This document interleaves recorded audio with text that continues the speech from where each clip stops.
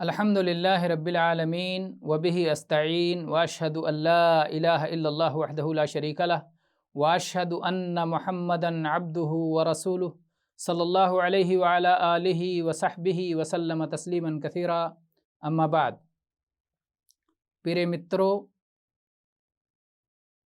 आज हम आपके सामने जिस विषय पर बात करना चाहते हैं वो है पवित्र कुरान का संदेश मानवता के नाम। प्रिय मित्रों, पवित्र कुरान रमज़ान के महीने में अवतरित हुआ है और ये सारी मानवता के लिए मार्गदर्शक है। इस संसार के बल्कि पूरी ब्रह्मांड के निर्माता सर्वशक्तिमान अल्लाह ने पवित्र कुरान में फरमाया, शहरु रमज़ान अल्लज़ी उन्ज़िला फ़ीहिल कुरान हुदल लिन्नास व बय्यिनातिम मिनल हुदा वल फुरक़ान। रमज़ान वो महीना है जिसमें पवित्र कुरान को अवतरित किया गया। ये सारी मानवता के लिए मार्गदर्शक है और इसमें सत्य और असत्य में अंतर करने के लिए स्पष्ट रूप से तर्क और प्रमाण है। पवित्र कुरान ये सत्य मार्ग की दर्शन कराती है और ये ऐसी पुस्तक है जिसकी कोई मिसाल और कोई नज़ीर नहीं पाई जाती। ये ब्रह्मांड के निर्माता का वचन है जिसको उसने अपने करीबी दूत जिब्रील अलैहिस्सलाम के माध्यम से रहमत आलम अंतिम संदेष्टा मोहम्मद सल्लल्लाहु अलैहि वसल्लम के शुद्ध हृदय पर प्रकट किया और सारे संसार को चुनौती दी कि सब लोग मिल कर के एकत्रित होकर के एक दूसरे की सहायता करके इस कुरान जैसी कोई दूसरी पुस्तक ले आएं तो वो ऐसा कभी नहीं कर सकते। अल्लाह ताला ने फरमाया, कुल लइन इज्तमाअतिल इंसु वल जिन्नु अला अन यअतू बिमिस्लि हाज़ल कुरान ला यअतूना बिमिस्लिही वलौ कान बअदुहुम लिबअदिन ज़हीरा। ऐ मोहम्मद सल्लल्लाहु अलैहि वसल्लम, आप कह दीजिए कि यदि सारे इंसान और सारे जिन्नात मिलकर इस कुरान के प्रकार कोई और पुस्तक लाना चाहें तो ऐसा लाना असंभव है, भले वो एक दूसरे की सहायता में लग जाएं, सब एक दूसरे की सहायता भी करें। पवित्र कुरान ये अंतिम संदेष्टा मोहम्मद सल्लल्लाहु अलैहि वसल्लम का जीवित चमत्कार है जो परलय के दिन तक आपके सत्य संदेष्टा होने का साक्षी रहेगा। मोहम्मद सल्लल्लाहु अलैहि वसल्लम जो लिखना और पढ़ना नहीं जानते थे, लेकिन आपने जो ये पुस्तक दी है पवित्र कुरान, उसमें हर तरह का ज्ञान मौजूद है। जिसकी भी मनुष्य को आवश्यकता है, उनकी आवश्यकताओं के अनुसार इसमें सारा ज्ञान प्राप्त है। कुरान करीम क्यों प्रकट हुआ, क्यों अवतरित हुआ, इसका संदेश क्या है, इसमें किस बात की घोषणा की गई है, इस प्रश्न का उत्तर आइए हम खुद पवित्र कुरान ही से देखते हैं। सर्वशक्तिमान अल्लाह ने फरमाया, हाज़ा बलागुन लिन्नास वलियुनज़रू बिही वलियअलमू अन्नमा हुवा इलाहुन वाहिद वलियज़क्करा उलुल अलबाब। ये पवित्र कुरान सारे लोगों के लिए एक सूचना है, इसलिए ताकि वो उन्हें चेतावनी दे दी जाए, उन्हें जागरूक कर दिया जाए और वो ये बात अच्छी तरह जान लें कि उपासना और पूजा के योग्य एकमात्र अल्लाह ही सत्य पूजा का योग्य है। और जो बुद्धिमान हैं वो अच्छी तरह से विचार कर लें। आप इस आयत में देखें कि सर्वशक्तिमान अल्लाह ने पवित्र कुरान को बलाग फरमाया। अरबी भाषा में बलाग, जिसे हम हिंदी भाषा में सूचना, संदेश आदि कह सकते हैं। ये पवित्र कुरान सारी मानवता के लिए अल्लाह का संदेश है, सूचना है, घोषणा है। किस बात की सूचना, किस बात की घोषणा? अल्लाह ताला ने फरमाया, वलियुनज़रू बिही, ताकि इस पवित्र कुरान के माध्यम से लोगों को चेतावनी दे दी जाए, उन्हें जागरूक कर दिया जाए। यहाँ ये प्रश्न आता है कि किस बात की चेतावनी और किस बात से जागरूक करना है। इसका उत्तर ये है कि अगर वो लोग पवित्र कुरान का संदेश पाने के बाद अपने बुरे रास्ते पर बाकी रहते हैं और बहुदेववाद पर चलते रहते हैं और एक ईश्वरवाद पर नहीं चलते, सिर्फ एक ही अल्लाह को पूजा का योग्य ना मानकर किसी और को उसका साझी बनाते हैं और किसी और के साथ भी वही कार्य करते हैं जो कार्य सिर्फ उसी एक अल्लाह के लिए होना चाहिए, तो वो जागरूक हो जाएं कि इसका बड़ा बुरा परिणाम होगा।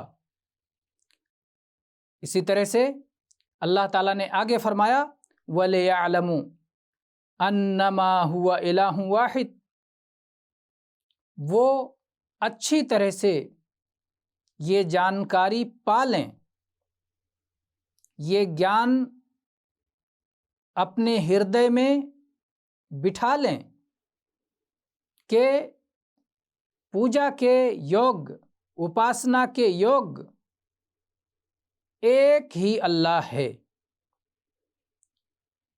पवित्र कुरान में बहुत सारे तर्क इस बात पर दिए गए हैं और इसे स्पष्ट रूप से बता दिया गया है कि एक अल्लाह ही उपासना और पूजा के योग्य है। एक और जगह पवित्र कुरान में अल्लाह ताला का वचन है, इन्ना अंज़लना इलैकल किताब बिलहक़ फ़अबुदिल्लाह मुख़लिसन लहुद्दीन। हमने इस पुस्तक को आपकी तरफ सत्य के साथ अवतरित किया है, आप एक अल्लाह ही की पूजा करें, अपने सारे दीन को उसी के लिए शुद्ध रखें। मोहम्मद सल्लल्लाहु अलैहि वसल्लम जहाँ एक तरफ चेतावनी देने के लिए आए, वहीं आप शुभ सूचना देने के लिए भी आए थे, बशीर भी थे और नज़ीर भी थे। तो जो लोग एक ईश्वरवाद या एक देववाद, एक अल्लाह की पूजा करने वाले, अपनी सारी उपासना सिर्फ एक इस ब्रह्मांड के निर्माता के लिए करने वाले हैं, उनके लिए शुभ सूचना है। लेकिन जो लोग इस रास्ते से हट जाते हैं और बहुदेववाद को अपना लेते हैं और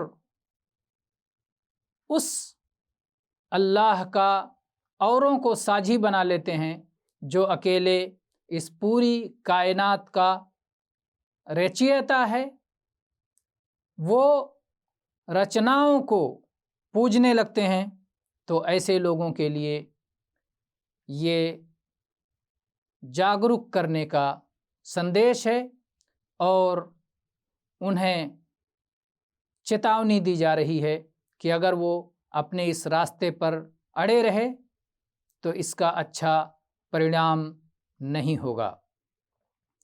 एक और जगह सर्वशक्तिमान अल्लाह का वचन है, अलिफ लाम रा किताबुन अंज़लनाहु इलैका लितुख़रिजन नास मिनज़्ज़ुलुमाति इलन नूर बिइज़्नि रब्बिहिम इला सिरातिल अज़ीज़िल हमीद अल्लाहिल्लज़ी लहू मा फ़िस समावाति व मा फ़िल अर्ज़ व वैलुल लिल काफ़िरीन मिन अज़ाबिन शदीद। अलिफ लाम रा, ये महान पुस्तक, इसको हमने आपकी तरफ अवतरित किया है कि आप लोगों को अंधकार से निकालकर प्रकाश की तरफ लाएं, उनके मालिक और उनके परवरदिगार की अनुमति से, परवरदिगार के आदेश से। वो प्रशंसा योग और जो कुछ आकाश में है और जो कुछ धरती में है, सब उसी अल्लाह का है। और जो इनकार कर दें, जो इस पर विश्वास ना करें, उनके लिए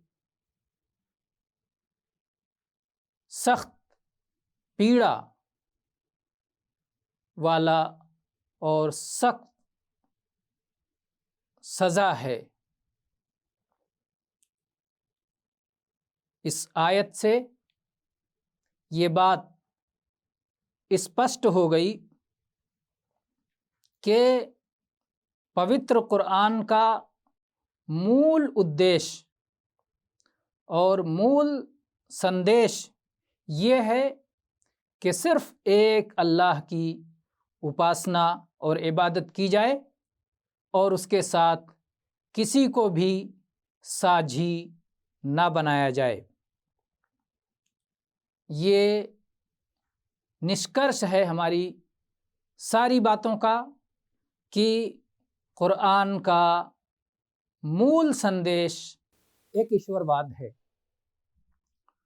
और जो इसके विलोम है यानी बहुदेववाद, इस्लाम उसकी मनाही करता है और उससे रोकता है। ये बात निश्चित है कि पूरा का पूरा पवित्र कुरान इसी एक ईश्वरवाद और इसी तौहीद को बयान करने के लिए अवतरित हुआ है। या तो वो अल्लाह जो अकेला पूजा के योग्य है, उसके नामों का और उसके गुणों का और उसकी विशेषताओं का बयान है, और इस बात का बयान है पवित्र कुरान में कि पूजा और उपासना उसी की जाए, उसके सिवा और किसी की पूजा और उपासना न की जाए। ये एक ईश्वरवाद की बेस है, बुनियाद है, तौहीद की असल है। और या फिर पवित्र कुरान में इस बात का बयान है कि अल्लाह के आदेशों का पालन किया जाए और उसकी रोकी हुई चीज़ों से बचा जाए। और जाहिर बात है कि इससे तकमीले तौहीद होती है, यानी एक ईश्वरवाद की जो बेस है वो पूर्ण रूप से पूरी होती है। इसी तरह से पवित्र कुरान में स्वर्ग और नरक का बयान है, जन्नत और जहन्नम का बयान है, और ये तौहीद को अपनाने वालों का बदला, उनके लिए इनाम और पुरस्कार है, या फिर तौहीद को छोड़ने वालों की सज़ा और उनके लिए अज़ाब का बयान है। आप कुरान पाक की पहली सूरत ले लीजिए जिसका नाम है सूरतुल फातिहा। ये पूरे कुरान का इत्र है, खुलासा है। पूरे कुरान में जो बात कही गई है इस सूरत के अंदर आ गई है। अगर हम अध्ययन करें, विचार करें, तो हमें पता चलेगा कि इस सूरत में पूरी तरह तौहीद और एक देववाद या एक ईश्वरवाद को बयान किया गया है। आखिर में उन लोगों का बयान है जिन्होंने तौहीद का रास्ता छोड़ दिया या तौहीद के राह पर डटे रहे तो पुरस्कार उन्हें हासिल हुआ। हम सर्वशक्तिमान अल्लाह के इस वचन को बयान करके आज के अपने इस भाषण को ख़त्म करते हैं, और वो ये है कि पवित्र कुरान में जो सबसे पहला आर्डर, जो सबसे पहला आदेश आया है वो यही तौहीद का आदेश है, एक ईश्वरवाद का आदेश है। अल्लाह ताला का वचन है, या अय्युहन्नासु उबुदू रब्बकुमुल्लज़ी खलक़कुम वल्लज़ीना मिन क़ब्लिकुम लअल्लकुम तत्तक़ून अल्लज़ी जअल लकुमुल अर्ज़ फ़िराशम वस्समाअ बिनाअम व अंज़ल मिनस्समाइ माअन फ़अख़रज बिही मिनस्समराति रिज़क़न लकुम फ़ला तजअलू लिल्लाहि अंदादन व अंतुम तअलमून।